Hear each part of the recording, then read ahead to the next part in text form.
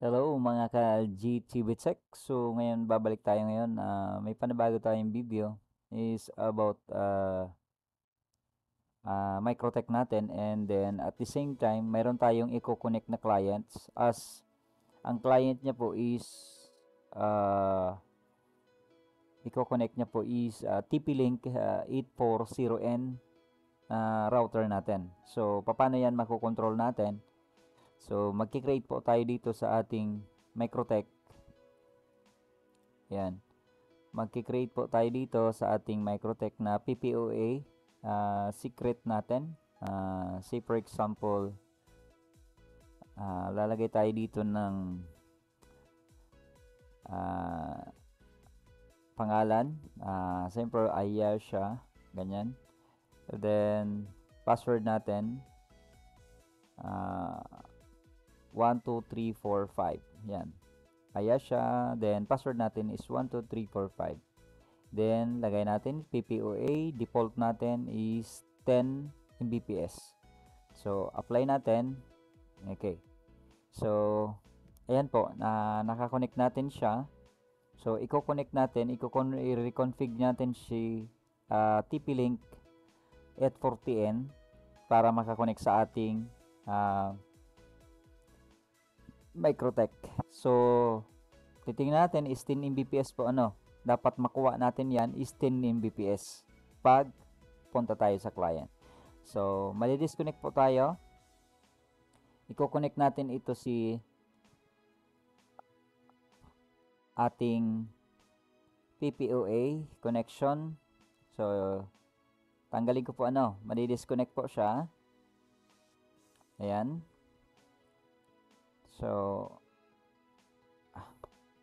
i-connect ko po ito sa internet. Yan. So, i-config natin si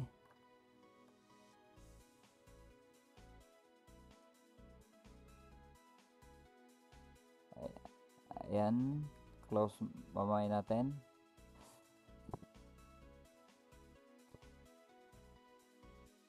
So, i-connect natin siya. 192.168.0.1. So, i-click natin ito. Ito ang i-configure natin. I-connect natin ito si TP-Link wireless N router WR840N sa ating Microtech. So, click lang natin. Password nito is admin lang. Admin. Login lang natin.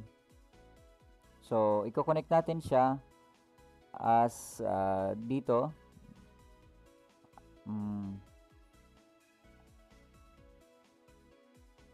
Next lang natin. Then, wireless tayo. Wireless router. Then, i-click natin siya this PPOA connection natin. So, PPOA connection. Then, next natin. Lalagay natin dito is Ayasha. Ayan, di ba? Yun ang ginawa natin. Then, password, 1, 2, 3, 4, 5. 1, 2, 3, 4, 5. Password natin. Then, next natin. So, lagay natin password natin. Wi-Fi natin siya. Ayan. Then, password, 1, 2, 3, 4, 5, 6, 7, 8. Ganyan. Then, next natin. Save. So, kailangan po makukuha natin yung 10 Mbps. So, let's see if we can get the 10 Mbps. Okay? So, ayan po. So, try natin siya. Ang status natin is ganyan. So, meron na siyang connection. Then, speed test niya natin kung makuha niya po yung 10 Mbps. So, ayan po. Almost 10 Mbps yung connection natin. So, ibig sabihin, kuha natin yung ginawa natin secret. So, tingnan natin yung Microtech natin. So, I think hindi siya kukonect kasi iba, nakakonect po yung ating laptop. So, try nga natin siya i-connect as Wi-Fi. So, i-connect natin ito si sa ating Microtech para makita natin si Microtech kung connected ba si Ayasha. So, try nga natin siya. Sample natin. Ayan. So, bagawin natin siya. So, i-connect natin ito sa LAN port number 5. Yeah. I see.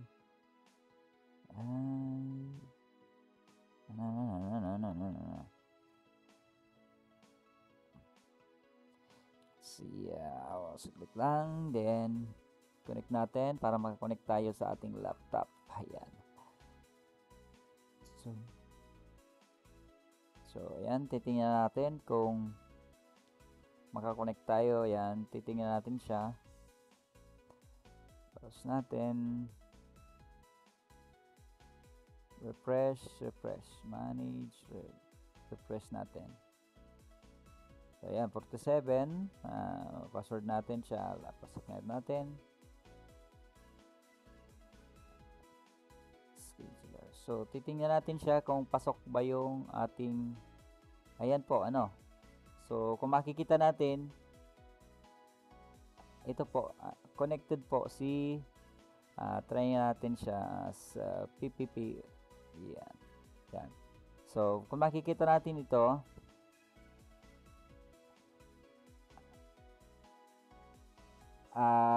ito, makita natin isa at ito. Connected po siya, no? Ayan. 10 Mbps, yan.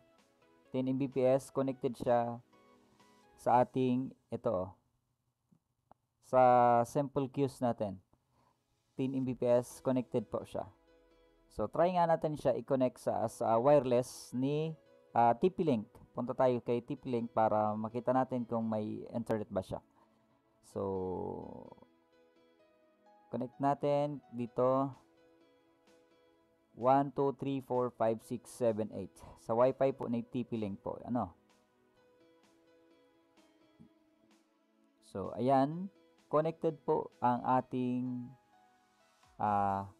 laptop sa wireless ni TP-Link 840N. So, try nga natin siya mag-speed test.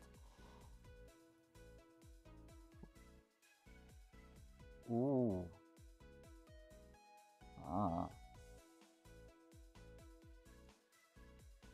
I see, connected pa siya dito. Oo nga. So, try nga natin siya dito. Tanggalin ko muna itong connection, ano. Kasi connected tayo sa wireless. Kaya hindi niya makuha. So, ayan. Naka-wireless tayo. So, nakikita nyo, naka-wireless tayo. So, dapat kailangan po makita is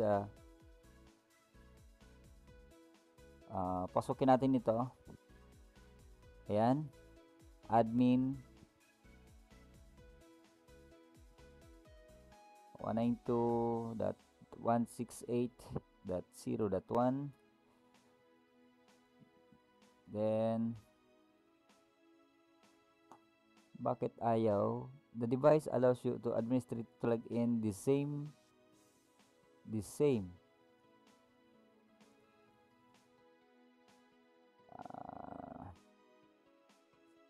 Dito natin 192.168.0.1. Ayan, admin 1, 2, 3, 4, 5, 6, 7, 8. Oh, what's happening?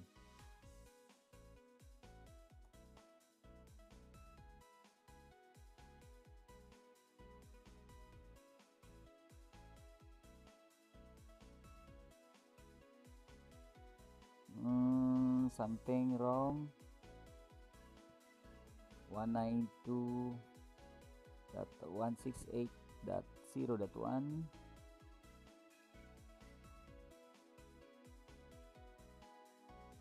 The device allows only one administrator to log in at the same time. Ay, nakalag in siya. So, try nga natin siya i-quit. Close natin. Then, try nga natin i-collect ulit. Yan, connect ulit natin. So, ayan, connected na. So, try nga natin siya kunin 192.168.0.1 admin 1, 2, 3, 4, 5, 6, 7, 8. Ano ba password natin dyan? The password you just was found data breach Google Manager.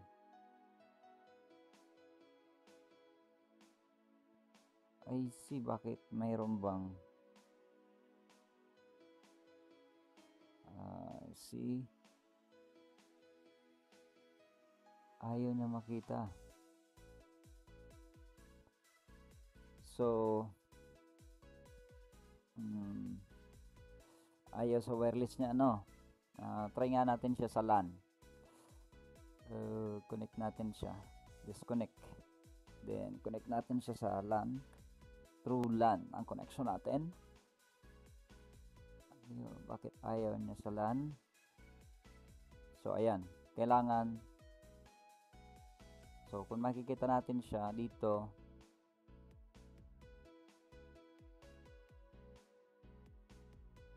ayan, so internet natin is connected siya.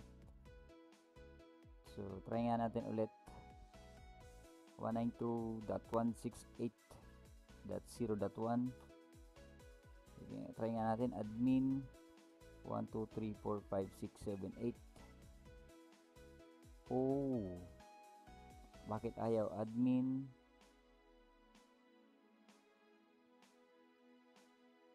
One, 2, 3, 4, 5, 6, 7, 8, 9. Wala nga talaga. So, ayaw mag-connect sa ating kasi meron daw naka-connect.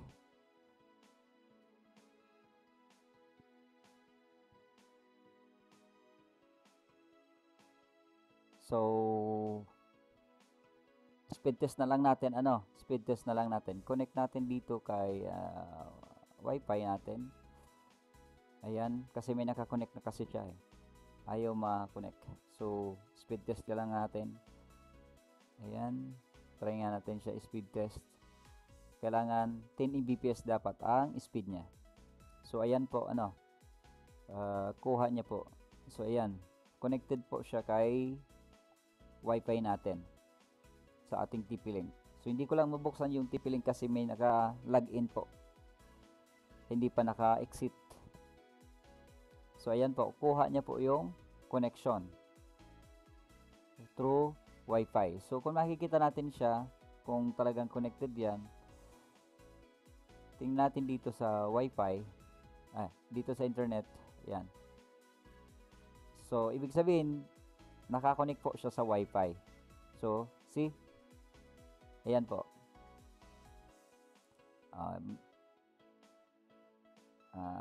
Baba lang natin. Ayan. So, ibig sabihin, connected po siya dito. So, makikita natin siya, properties, ano ba yan, status, ayan. So, try nga natin siya speed test kung gumagalaw ba itong receive and send. Sige. So, ayan po, So, ayan. So, makikita natin, may traffic siyang nare-receive and nagsisend. So, ayan. Nakuha natin yung 10 Mbps. So, yun po, pagbigay sa ating mga clients ng gawa tayo sa Microtech, then at the same time, punta tayo sa TP-Link natin. So, hindi ko lang mabuksan yung TP-Link kasi may nakalagin. Okay, so nakalagin kasi ako eh. Hindi ko makwit kaysa magbabago ako ng connection. So, yun lang guys for this tutorial. I hope meron ko nakuha or natutunan kahit konti. As a basic po ang ating configuration. Basic lang po, para sa ating clients. So, kung magbibigay kasi tayo sa kapitbahay natin, kukunik po sa ating Microtech. So, ang TP-Link lang 840N, pwede na yan kasi mas mababa lang. So, that's it. I hope you like my video. Please like and subscribe in my YouTube channel.